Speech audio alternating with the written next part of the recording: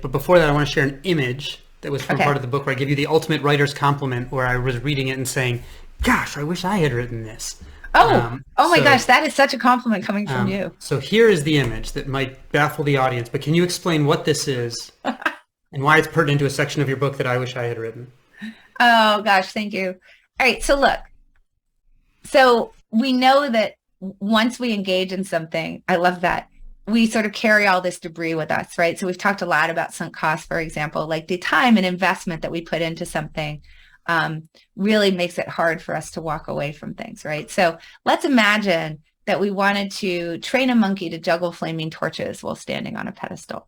And we were going to do that in order to make tons of money. This is an example that comes from Astro Teller, who's the CEO over at Axe, which is Google's in-house innovation hub. Okay, so if we're going to train the monkey to juggle flaming torches while standing on a pedestal, then we ought not start by building the pedestal. We should start by trying to see if we can train the monkey. Why? Because there's literally no point in building the pedestal if you can't train the monkey to juggle those flaming torches. It's a bottleneck. It's the big unknown. It's the hard part of the problem first.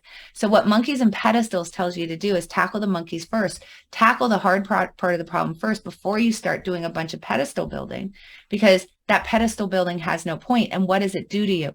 It starts accumulating sunk costs. You create ownership over the pedestals that you've built, which makes it hard for you to let it go too, because we don't like to let go of things that we own, including things and beliefs. Your identity starts to get wrapped up into it. It becomes the status quo. This is all very hard to let go. So have you ever heard, like, when people are talking about project planning, they say, well, let's tackle the low-hanging fruit first. Yeah, for sure. Right. So that's the opposite of what you should do. Eventually, you have to build the pedestal. This is a particularly beautiful one. But you shouldn't tackle any low-hanging fruit until you have a proof point of the hard part of the problem first.